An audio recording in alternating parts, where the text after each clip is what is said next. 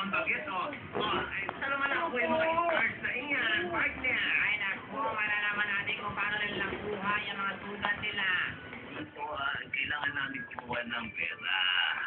Ay, naku, kailangan nilang kumita ng pera, tapos kaway sila ng kaway. Ayan, ay, malaking tamboy! Kaya kita mo, aabangan nila yan, ha? Tingnan mo naman kung ano yung mga inaakyat nila. Ay, I'm so excited. Talagang magbebenta na sila at kaway sila ng kaway. Hindi ba napansin mo kanina may mga parang sugat-sugat sila sa paa?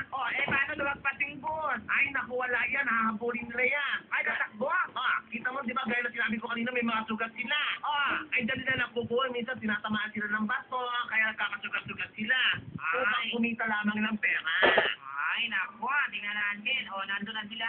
Nakaabang na naman sila, parating na yung bus. Lumagpas na naman, hahabulin na naman nila yan. Ay, naku, takbo mga bagets. Takbo, bilisan nyo, para mahabuli yung buwan. Ay, naku, takbuhan nila lang takbuhan para lang sila naglalaro. Ay, ganun talaga yan, ha?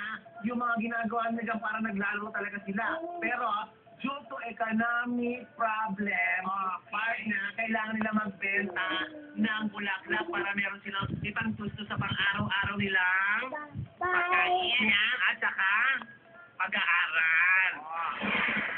At paano naman kung anong dumanap mo? Di nagpapahinga sila at naglalaro at dinidiligan yung mga tinda nilang bulaklak. Eto ba